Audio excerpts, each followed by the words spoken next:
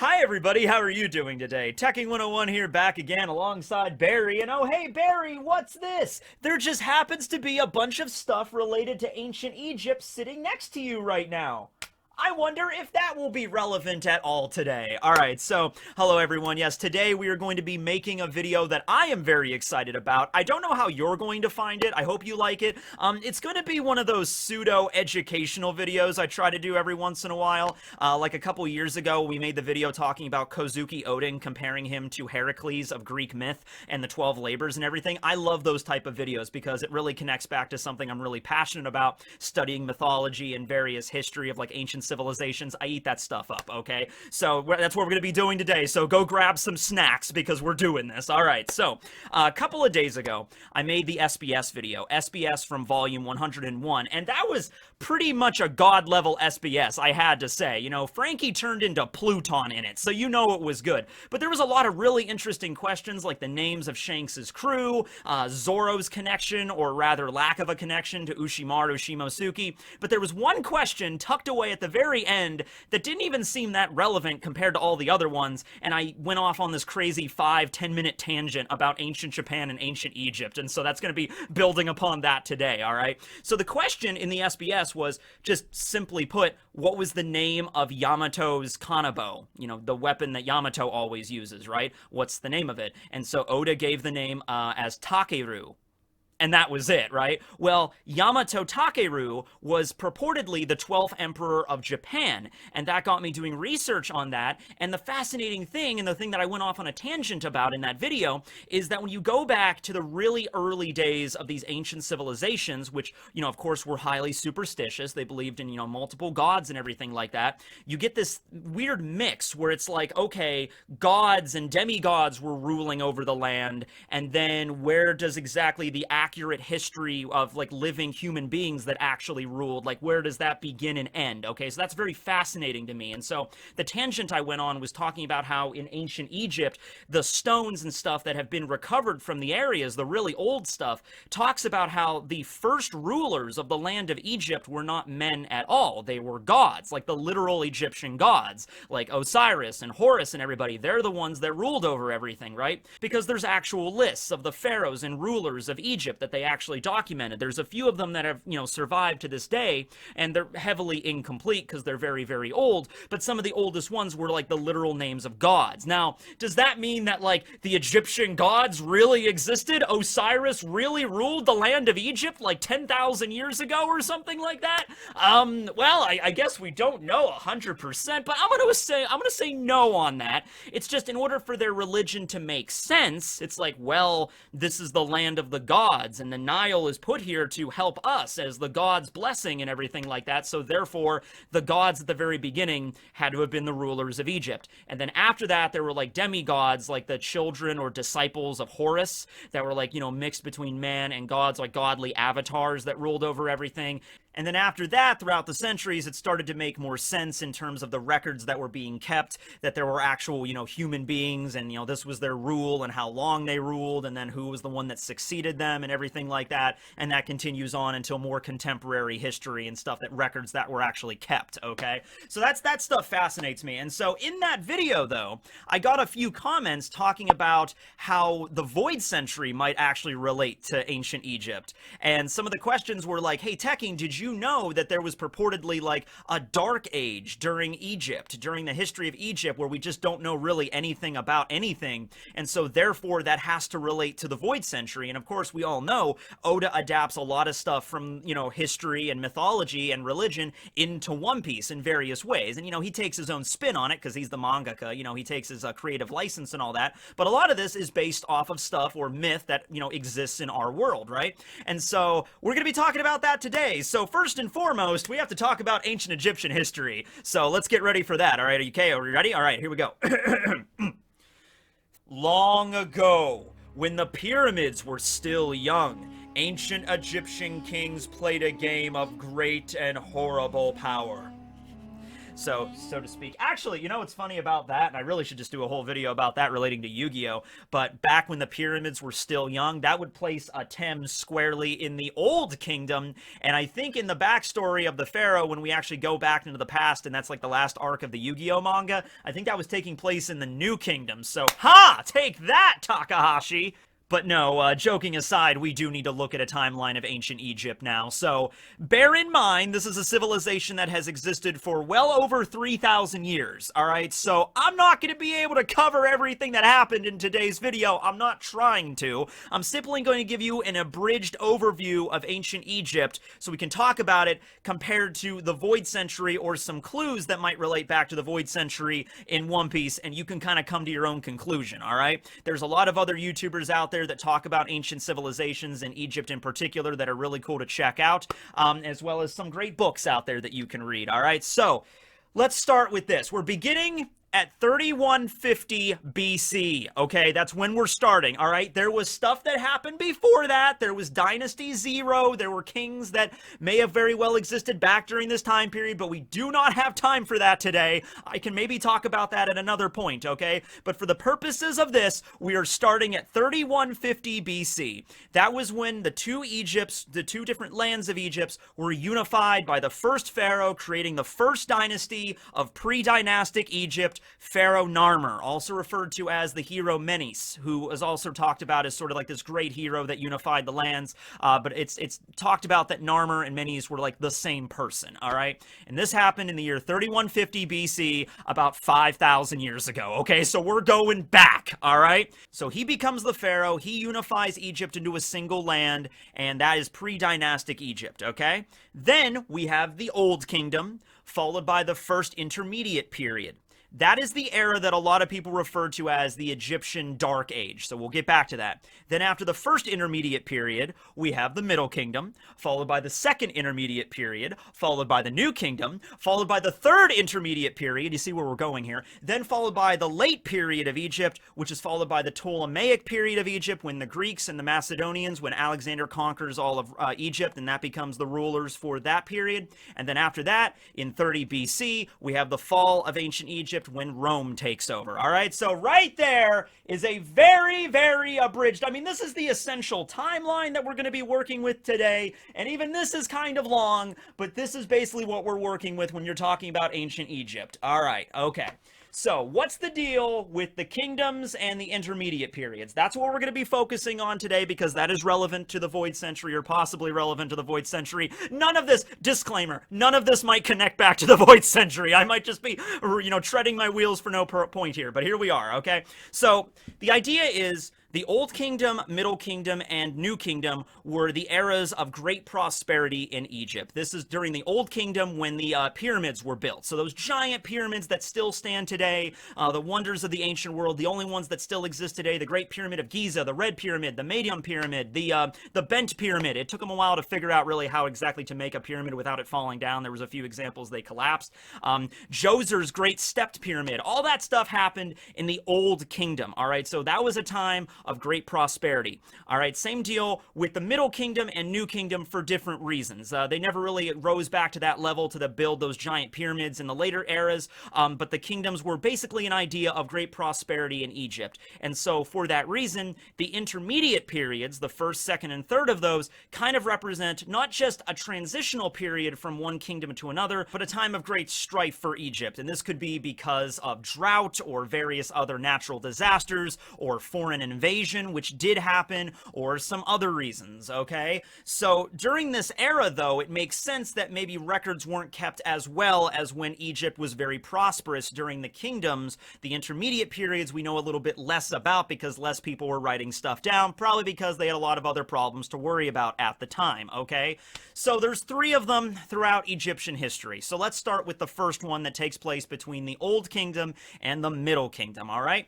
Well, as I stated, in 31 150 BC. That's when Narmer unified both lands of Egypt, Upper and Lower Egypt, into one land, okay?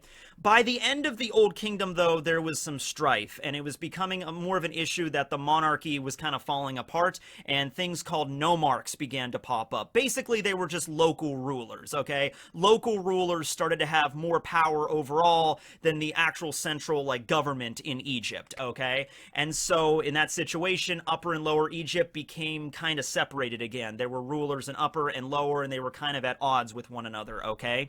On top of that, at that time, there was something called the 4.2 kiloyear event or kiloyear disaster, which is purportedly a massive drought that occurred, not worldwide, but a lot of places worldwide, where there was some areas that were experiencing extensive flooding, and then other areas that experienced extensive drought. And it's believed at that time, Egypt was the one experiencing a drought. And so because of the drought, and because these lands were kind of separated, and once again, we don't know the whole story. That's kind of the point of not really a dark age altogether, but the intermediate periods, is you don't know exactly everything that happened. So we don't know 100% exactly why the Bronze Age collapsed definitively. We'll get to that. But we do have a basic idea that, like, all right, there was a drought at this time, and there was some political strife, so that might have related to the end of the Old Kingdom, okay? And so the first intermediate period began, and it lasted, I wrote down all the dates here because we're working with a lot of numbers today. It lasted for, roughly speaking, about 100, 150 years, okay? The idea is the climate shift that caused that drought might have lasted very well close to a century as well, all right? So it kind of coincides with that, all right? And the idea is during that time period, pharaohs, there were still dynasties. There were still pharaohs that ruled Egypt, except they weren't as strong, and it seems like the big giant funerary rites, like building pyramids and immaculate tombs for pharaohs and all these really cool rituals and ceremonies and all that stuff, didn't really, they were not as prominent during that first intermediate period, all right? Rather, it's actually ironic, we actually find out a lot more stuff about the regular citizens of Egypt, because they were documenting stuff, and we find out more about their life during that time, because of the drought, lack of food, and lack of manpower at that era. The idea of building pyramids, that's done, that's out. You can't really do that anymore. And so because of that, the noble class kind of has a downtick. We don't know that much about that during this era, but we know more about the citizens and how they live, like the kind of pottery they made and stuff of that nature, right? But eventually, from what we understand, of course, the drought ended, prosperity kind of returned to Egypt, and a new pharaoh managed to reunify the lands. They were never, I guess, officially completely broken apart from each other, but they were at odds with each other. And this is something that does pop up every once in a while throughout the history of Egypt, okay? So another pharaoh takes over and manages to unify the lands essentially back to where it was, and so then we have the Middle Kingdom. Now, the Middle Kingdom was not as prosperous as the Old Kingdom, but still did pretty good, okay? We're not here to exactly talk about the kingdoms, we're here to talk about the spaces that happen in between, okay? That breaks apart, and the second intermediate period happens. Now, this is an interesting one, because this one actually did not happen because of any sort of like natural disaster or climate shift. This one happened because of foreign invasion, all right? The Hyksos were a people that came from Anatolia, from Europe, came down, and they actually had horses at the time and carriages. Actually, that was the introduction of carriages to Egypt. So basically, the Hyksos came in, invaded Egypt. They had horses, they had carriages. You can run you down, your Egyptian armies. They didn't really have much of a way to fight back, okay?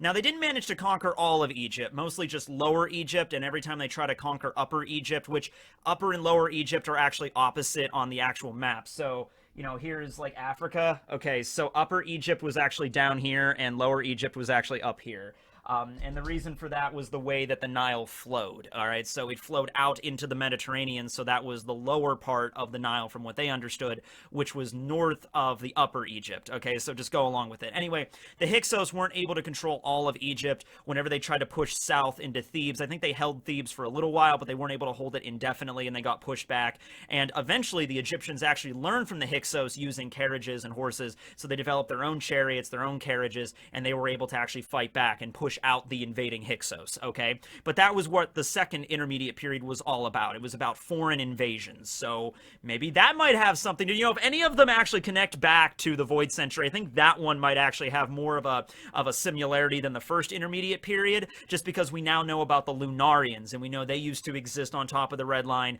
and then the ancestors of the Celestial Dragons, the 20 Kings and their armies, and maybe the D clan as well, with the power of devil fruits, who knows, attacked the top of the Red Line, wiped out the Lunarians, and took over their land, okay? And, it's kind of maybe a little bit opposite here, because the Red Line has been stated as being very inhospitable, like you cannot live there, there's not really a lot of plant life, and you can't really, like, raise livestock or grow food or anything.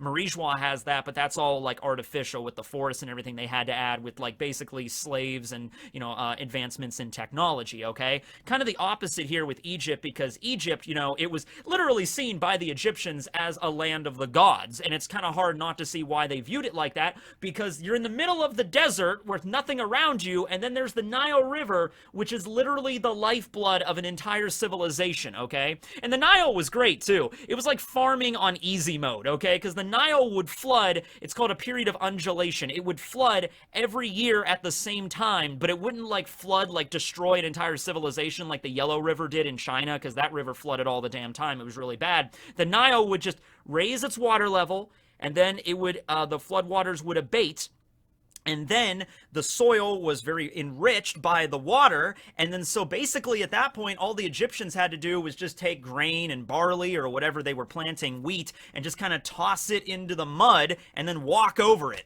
I mean, there were other techniques for agriculture back then, but I'm just saying, like, it was insanely easy to grow food in Egypt compared to other civilizations during that time period, okay? So it's not hard to see that the Egyptians were like, man, this area is awesome. The gods must love us. Look at over there. Look at all the desert over there. Look at Nubia down there with all their desert. Check us out. We're awesome. The area around the Nile is super fertile. We must have really pleased the gods, right? And so it's kind of the opposite with the Red Line, whereas, like, why exactly did the ancestors of the Celestial Dragons want to take the Red Line, which was this inhospitable place? Well, the only reason I can really think of is it goes back to geography is everything, and they literally wanted to build their castle on top of the world, and so it could not be invaded, it could not be attacked. The Red Line was the best active defense they could really have. I mean, screw devil fruits and hockey and armies and weapons and the Marines and battleships and guns and cannons and all that crap. It doesn't matter. When you build your castle on a giant rock mountain 5,000 meters high in a land that pretty much doesn't have any flying machines, yeah, no wonder the world government was able to rule supreme for 800 plus years. You know what I mean? So yeah, geography is everything. But yeah, that's the second intermediate period of Egypt, where the Hyksos were taking over. They basically ruled half of Egypt during that time period. Okay, so then the Hyksos are expelled, and the New Kingdom kicks off. Now the New Kingdom, it lasts a little while there. It lasts about 500 years, and this is where a lot of famous rulers pop up. King Ramses II, King Ramses, he's here, as well as like 8 or 9 other pharaohs named Ramses. There was a lot of them named Ramses. There was Amenhotep III that ruled during the most prosperous age of all of Egypt, when Egypt was literally at the height and maximum of its power. Amenhotep III. Ramses II was kind of the one that was in charge of the highest expansion of Egypt, where Egypt ruled the most land, but Amenhotep III was in charge when it was literally at its like heights. Okay.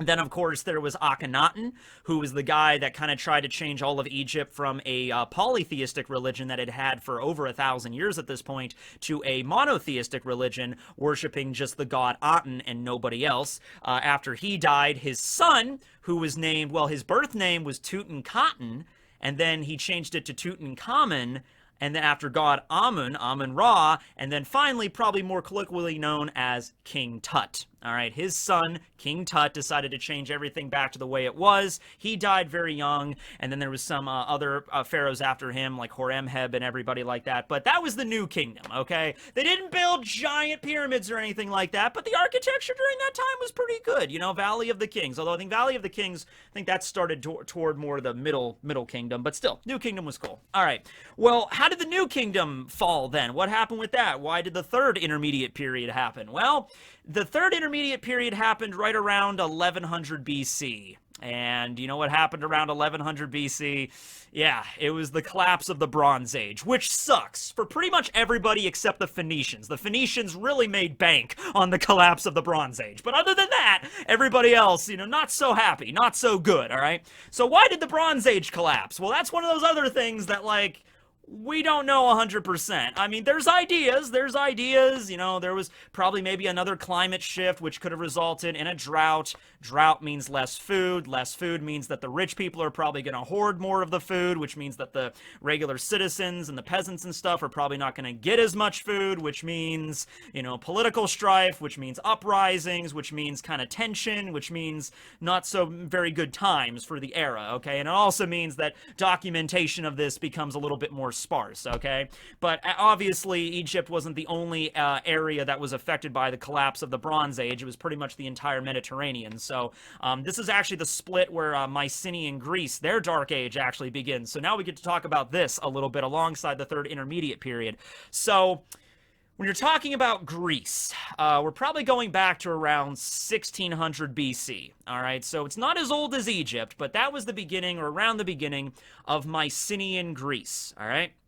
And then, about 500 years later, around 1100 BC, Bronze Age collapses, and then we delve into the Dark Age of Greece, which I'm thinking might actually be something a little bit more of a parallel to the Void Century in One Piece. Because, the intermediate periods of Egypt, we don't know a lot about it, but the Dark Age of Greece during this time period, we really don't know a lot. I mean, we know some stuff, but not really a lot. It really is genuinely a dark age. And that lasted for about 200 or so years. I mean, the fall of... See, the thing is, there's not exact dates. These are all circas. Like, circa 1100, the Bronze Age collapsed. Circa around 3150, Narmer conquered Egypt and became the first pharaoh, okay? Because we don't have exact dates for all this stuff, and, it wasn't just like, all right, well, the Bronze Age is going to collapse next year. That's going to suck. It was a gradual process that took many decades, in some cases centuries, for this whole process to really happen, okay? But at any rate, the Dark Age occurs, and then after that, we go into ancient Greece, or classical Greece. So that's the crazy thing. I loved it when I found out about this, that when you're talking about ancient Greece, that's not the oldest version of Greece. It goes Mycenaean Greece, and then the Dark Ages, and then ancient classical Greece. And during ancient classical Greece, from 900 BC onward, this is where a lot of the stories of the Greek gods pop up. Zeus and Hera, Heracles, and all those great gods that you've heard all those things about started during this period, but they were most likely based off of myths and legends that originated during the Mycenaean era. All right, so this is so cool. Isn't this so cool? Okay, so it's like stories and legends were told during the Mycenaean era, but then Bronze Age collapses, Dark Ages occur, and probably a lot of this information is lost. But a few dregs of it still exist. People still sort of remember these stories like a few centuries after that, and the Dark Ages end, and so they begin to tell these stories again during ancient classical Greece, but they're probably very different from the way that they were told during the original Mycenaean Greece. Okay, so that's just interesting to talk about there. Also, might have something to do with invasion. There is a group that existed during this time, which we know disappointingly little about, and so for that reason, they don't even know their proper name, so they're just referred to as the Sea Peoples. All right, so during the collapse of the Bronze Age, there were just these sea peoples that popped out of nowhere from the Mediterranean and would attack Egypt and Greece and a bunch of areas along the coast, and the Assyrians and everything, and they were just they were essentially pirates is what the idea is, and they didn't come out of nowhere. The idea is, in the Mediterranean, there was a bunch of islands, of course, and these people lived on these islands, and during the collapse of the Bronze Age, they basically just had fleets of pirate ships and began to ransack and take over a lot of these civilizations because of the weakened state that the politics and government were in at the time. And if there were droughts, if there were lack of food, then pirates can kind of, take their picking from that group, okay? So that's the situation there. But I love that because it's just yeah, sea people showed up. and the Egyptians fought back, and they won eventually. Eventually, the Sea Peoples returned from whence they came, and that ushered in the late period. And there was no more kingdoms in Egypt, but the late period was kind of sort of stable, I guess, not really. But that was when Persia invaded, and the Egyptians kicked them out, and then the Persian Empire invaded again, and so yeah, that's when that happened. Not really stable, but at any rate, that's the situation with the Third Intermediate Period. It was the collapse of the Bronze Age. The Sea Peoples invaded. This was also when the Greek Dark Age occurred, and all that jazz. Okay, so I think that era, the collapse of the Bronze Age, might hold more water to exactly what Oda is going for here with the Void Century. Okay, because you got a little bit of everything here. You got natural disasters, you got foreign invasion, you got pretty much like, political upheaval and all that stuff, rebellion, you got all that kind of stuff going on at the collapse of the Bronze Age. And you also have one group of people that ended up just make it really good on the other end, and that was the Phoenicians in that one particular instance. And so, yeah, and then eventually the Romans. So, I mean, I guess you could even kind of look at it like that, where they like the world government conquers the Red Line, conquers the Lunarians, kicks them off and whatever, and you could kind of see them as like eventually the Roman Empire, even though the Roman Empire, that doesn't really work though, because the Roman Empire didn't really pop up until like 1,000 years after the collapse of the Bronze Age. But maybe Oda is just taking it not like literally at the time period, but he's just like, oh, okay, you have this civilization, and then the collapse of the Bronze Age, and eventually the Romans took over. The Roman kingdom started not long after the collapse of the Bronze Age. We have to do history on Rome really quick. Okay, history on ancient Rome really quick. Okay, it was a kingdom first around 700 BC. Okay, kingdom first, and then after a few hundred years, it became a republic, the Roman Republic, for like 500 years or so, and then it didn't become an empire until like, I think it was like 27 BC. That's when it became an empire, and it stayed an empire until I think the end of like, I think it was like 290, 300 AD or something like that. I think, did I write that down? I did not write that down, but it was either 290 or 390 AD was the end of the Roman Empire that we know of. Is like, it's the peak of its power. So great it was, okay? And so after that, it split into two, the Western Empire that only lasted about 100 years, and then the Eastern Empire, which became the Byzantine Empire, which was powerful in Europe all the way up to the fall of Constantinople in the 15th century, okay? So that's a very brief history of Rome. So it was at the end of the Bronze Age, but it was just a kingdom at that point. It did not become a proper empire until well after 1,000 years after the Bronze Age collapse, okay? So there you go. there's that. Oh, and then also, not to overlook the Dark Ages, that when you think of the Dark Ages, like historically, the Middle Ages of Europe. But calling those Dark Ages is not really the same thing as like the Greek Dark Age or the Intermediate Periods. I guess the general idea is after the collapse of the Western Roman Empire, all this knowledge and stuff was lost. All this stuff that the Romans knew how to do was just completely lost to the annals of history, and so that's what led the world into this dark age. But it isn't really like that, because stuff still happened. Things in development and science were occurring. It was a loss because the Romans did have a lot of stuff like the Great Library of Alexandria that got burned down and sacked and everything. So there was definitely a loss of knowledge, and a lot of the structures during that era were destroyed. A lot of the seven wonders of the world were taken down. But it wasn't like from the Middle Ages. And the thing is, even when you're talking about the Dark Ages, sometimes people think like, oh, Dark Ages, like the Middle Ages, right? Like, 1200, 1300 AD. But then there's other examples like, well, the Dark Ages that would have occurred after the fall of the Western Roman Empire. And the Western Roman Empire fell around 500, so around the 6th century. So there was a Dark Age after that. Sometimes people conflate them to be all the same thing. So like from the year 500 AD to the year 1500 AD. That was the Dark Ages, okay? So I think a more appropriate name to call that era was just maybe more of the Middle Ages or the Medieval Ages or something like that, because it wasn't exactly dark. That was just a term that eventually arrived. People started just calling it that, right? So there was definitely stuff that was lost, but it wasn't as bad as other Dark Ages in history. Oh, man. So, yeah, that's that. Now, also, how do we know a lot of this crap? I guess I should probably mention that. Like, if there's all this Dark Ages and stuff, where is this information even coming from, all right? Well, that's where things get kind of iffy on its own right, all right? So, Egypt, as I said, existed for about 3,000 years, right? From like we're doing right now from like 3150 to around 30 when, Rome took over, okay? Well, when the Macedonian Greeks, after Alexander conquered Egypt, and began the Ptolemaic period, there was I think I actually wrote him down. Yes, there was a Greek that was the head of Egypt. That was effectively the Greek pharaoh, and his name was Ptolemy the Great. Ptolemy the Second Philadelphus, who probably relates back to the origin of the name Philadelphia. So me from Pennsylvania, there's the reference there. Anyway, he ruled from 283 to 246 BC during the Ptolemaic era of Egypt, okay? There was a scribe, a man named Manetho, that worked for him.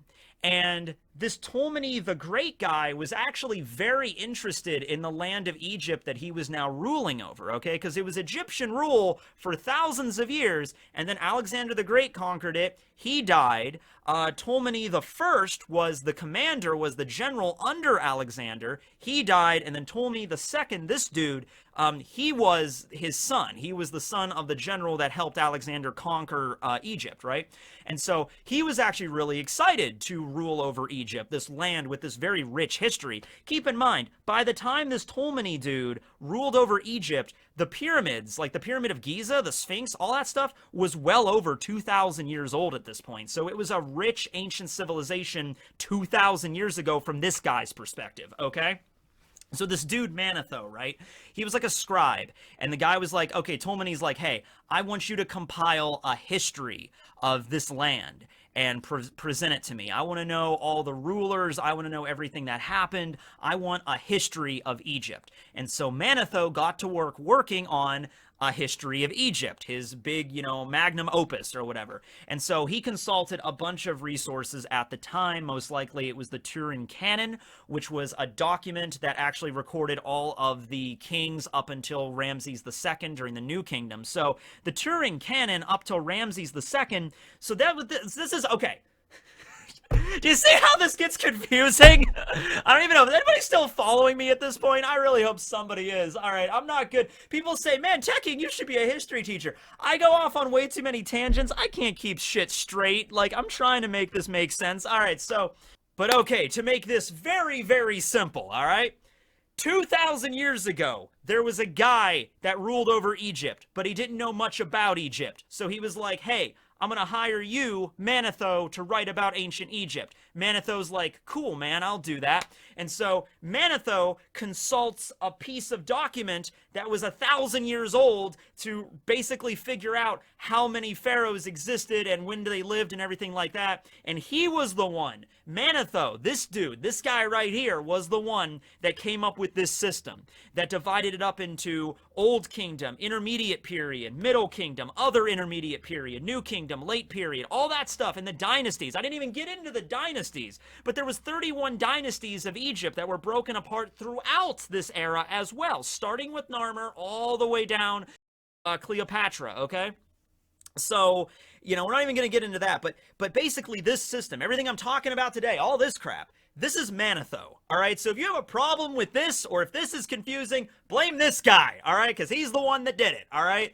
All right, but anyway, that's how we know a lot about this stuff. There was the Turin Canon, and then there was also this other thing called the Palomero Stone, which was even older. That was actually a record from the Old Kingdom that recorded the pharaohs up until the beginning of the 5th dynasty. And so, it's very spotty. We know disappointingly little about a lot of pharaohs. In some cases, we just know their name. In some cases, we don't even know how their name would have been pronounced. In some cases, we just have an idea. Like the 2nd dynasty after Narmer. Narmer was the 1st dynasty, and the 1st dynasty is actually recorded fairly well. But then after we get into the 2nd dynasty, we only know like a handful of pharaohs, and we don't know barely anything about them. Like there was this one dude named Seth Peribsen. Don't know really much about that guy, or he might have been another, or he might have been another pharaoh altogether, because that tends to happen, where it's like, oh, we find this pharaoh written like this, but it actually might be this pharaoh that was written like this, might be the same person. So there is so many gaps in ancient history when it comes to Egypt. It's insane, but that makes it so exciting, because there's so many more things to discover and learn about and uncover the history as you go. We've come a long way, but it's not even close to being the full picture of this, okay?